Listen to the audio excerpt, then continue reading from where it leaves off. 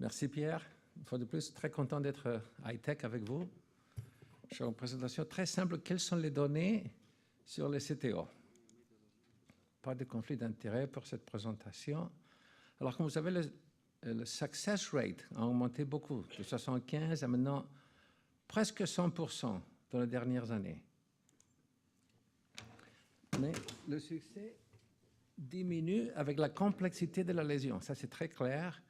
Et on le voit dans le Japanese score, le CL, clinique lésion, le CT score. Le plus haut le score, le moins le rate of success. Et ça, c'est très bien publié, très bien démontré.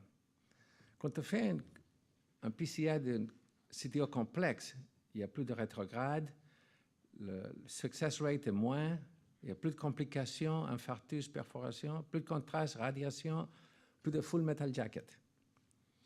Alors, rétrograde, on sait le faire, c'est bien, mais il n'y a plus de MACE. En rouge, c'est rétrograde, ça c'est antégrade.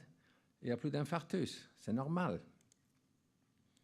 S'il y a un infarctus, quand on fait le PCI du CTO, il n'y a plus de mort, il n'y a plus de mort cardiaque. Et ça, ce n'est pas significatif, c'est intéressant, mais si on fait un full metal jacket, il y a un peu plus de TLF, un tout petit peu plus de death, ça, ce n'est pas significatif. Alors, quelles sont les données si on essaie de faire un PCI d'un CTO, mais ça n'a pas marché? Est-ce qu'il y a plus de complications dans la procédure? Oui, il y a plus de complications. Ça, c'est 18 000 malades. Et avec CTO failure, vous voyez, il y a plus de morts, plus de stroke, plus de perforation, plus de tamponnade. Et on attend ça. Alors, qu'est-ce qui arrive si on n'a pas de succès au PCI? Qu'est-ce qui arrive au long-term follow-up? Ça, c'est intéressant. La mort, l'infarctus sont les mêmes. Alors, ça n'augmente pas les éléments sérieux. Il y a sans doute plus de TVR, parce que beaucoup de ces malades vont s'opérer, comme on montre ici, plus de bypass, mais pas plus de mort, pas plus de death. Alors, on pourrait aussi dire que si on ne dilate pas la CTO, il n'y a pas plus de morts. On va voir sur ça. Et ça, c'est un follow-up de 7 années du groupe de Corée qui ont beaucoup de malades, et on montre que le MACE, la mort, l'infarctus, le stroke sont les mêmes. C'est un PCI successful or failed. Et on peut regarder ça des deux côtés, comme je viens de dire.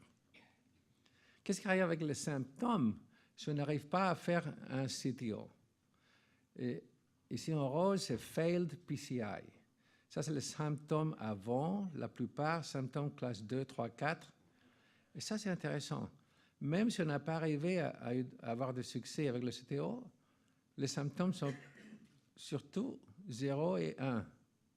Alors, c'est l'effet placebo, je ne sais pas, mais ça marche pour les symptômes. Et ça, c'est une question très importante pour les cliniciens. Le malade a un CTO avec des belles collatérales. Quelles sont les données? 700 malades, un tiers a été traité médicalement, parce qu'on dit, oh, belle collatérale, il n'y a pas besoin. 500, on a eu un pontage ou un PCI, avec un beau follow-up. Et on a montré que la mort et le MACE-free est meilleur si on fait l'angioplastie que si on ne fait pas l'angioplastie. Alors, ces données suggèrent que le traitement médical n'est pas si bon que si on fait l'angioplastie, même avec des belles collatérales. Et finalement, ça, c'est une donnée des Japonais. 1500 malades, ils ont traité avec traitement médical, presque la moitié des malades, et l'autre moitié, on a fait de PCI. La plupart successful, quelques malades pas successful. Et quelles sont les données? Cardiac death free survival. PCI était mieux que medical therapy, mais pas significatif. Alors, on peut lire ça de deux façons. On peut dire le traitement médical est aussi bon que l'angioplastie, ou on peut dire l'angioplastie ne produit pas de dommages. Et finalement, le volume de PCI, de CTO qu'on fait est important. Et ça, c'est aux États-Unis.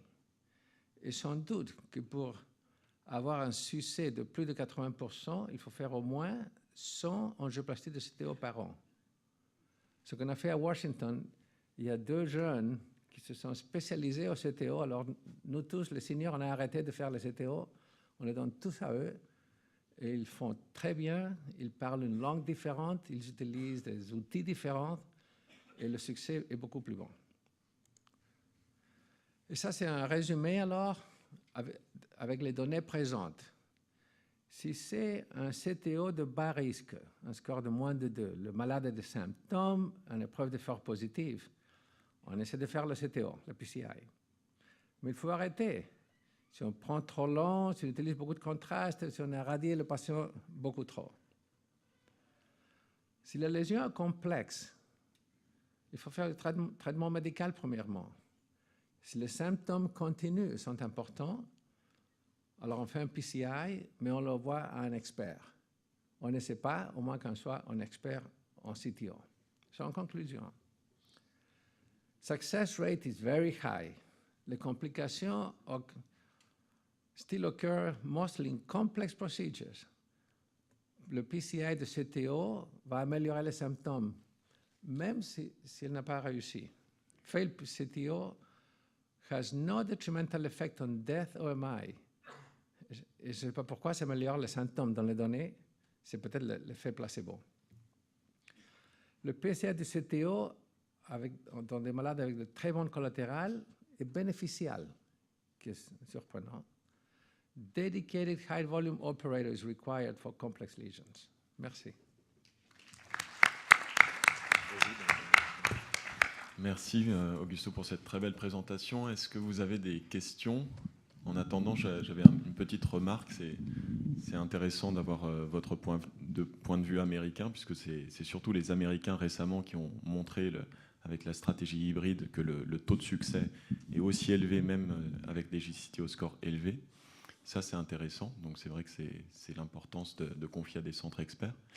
Mais surtout, je voulais dire qu'il faut faire attention de ne pas opposer des techniques qui peuvent être complémentaires. Par exemple, la rétrograde fait plus de complications.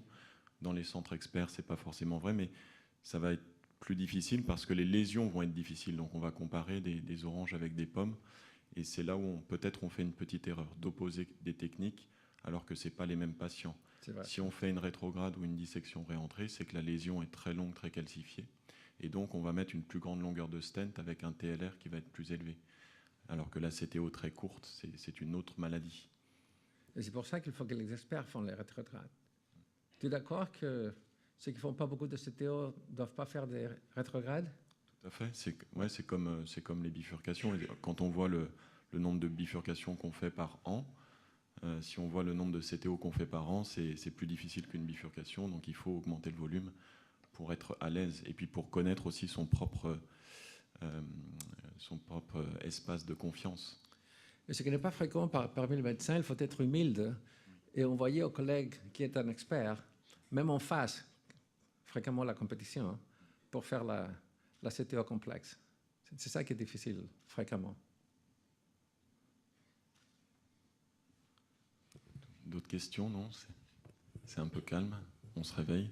Pour moi, la surprise était que j'ai trouvé les données, c'est qu'un CTO avec de belles collatérales se bénéficie encore avec un PCI. Ça, je ne savais pas avant. C'est comme une sténose très serrée, finalement. Oui, c'est ça. Augusto, juste une petite question. Finalement, on est surpris par le côté effet placebo que vous évoquez.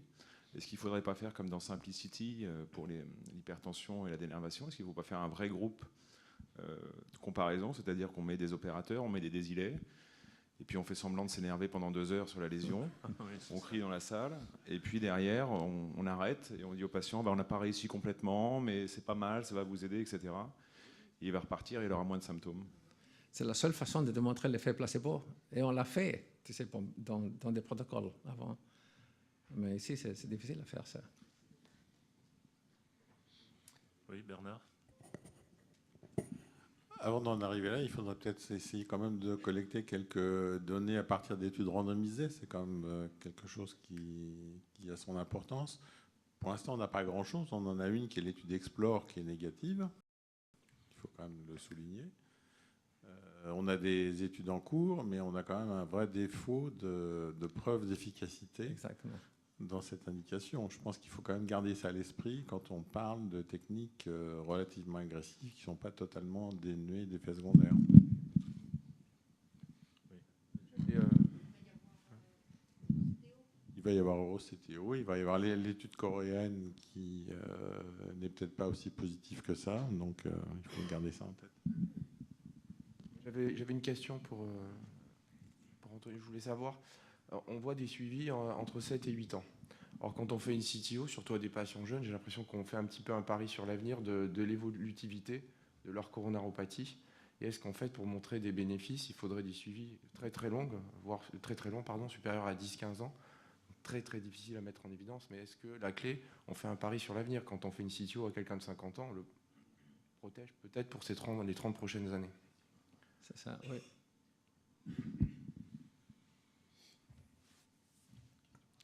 Une question là-bas?